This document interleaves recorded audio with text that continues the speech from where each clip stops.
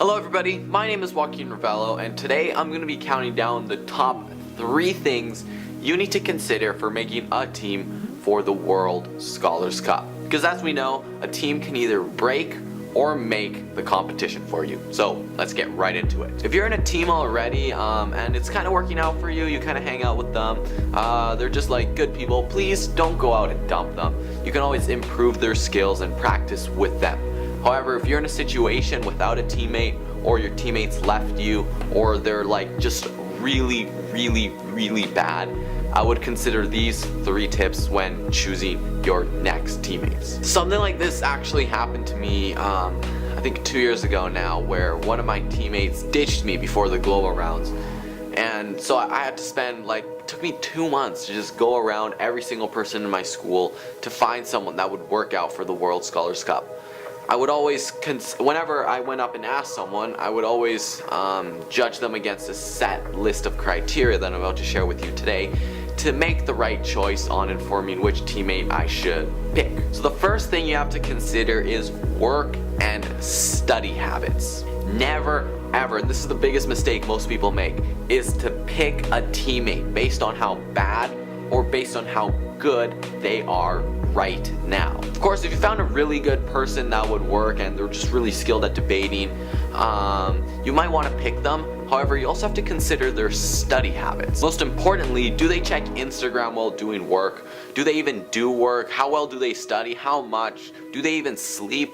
These types of questions will give you a better idea on their study habits and what you'll expect to see in the coming month. It also gives you a gauge on how much they'll actually commit to the competition, because most people will commit a lot to studying in the first weeks or in the last few days before the competition, but in the in-between areas, which are the most crucial for long-term learning, most of the time people won't commit, which is what actually causes failure in the World Scholars Cup. If you know me at all, you know that I read tons of personal development books, productivity books, success books, life mastery, all of that type of stuff, and I actually read 1 book a week.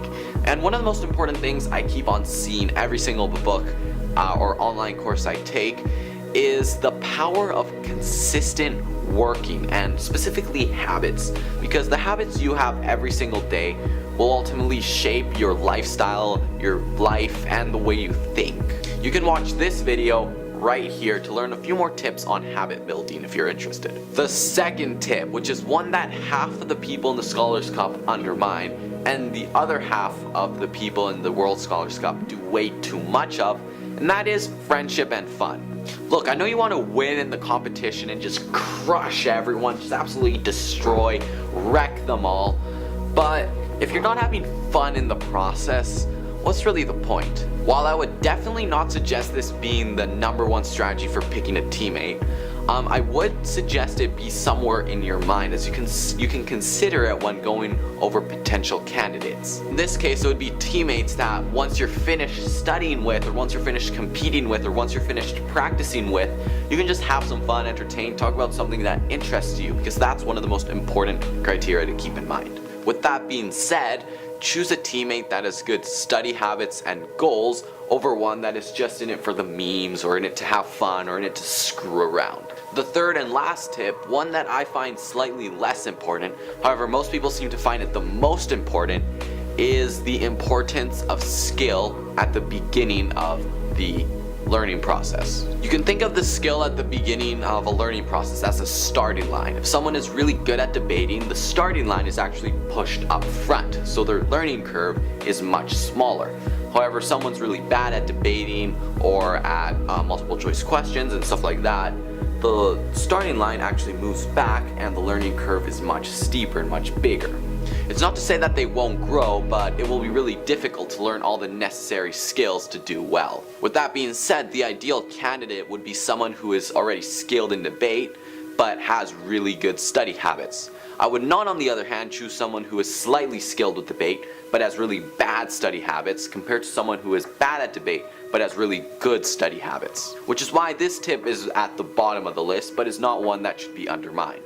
So that is it for this video. If you found it helpful, please share it with your teammates, your club members, put it on your Google Classroom, on your Instagram, on your Facebook, on your Twitter feed, wherever. Share it about to anyone who may also have questions about considering their teammates. You can also check out my review package in the links down below and the Quizlet by using the password Finding Bigfoot. Simply join down below and compete with other people for the #1 prize in the match. As always, new videos come out every week, so until next time, stay productive. I'll see you guys later.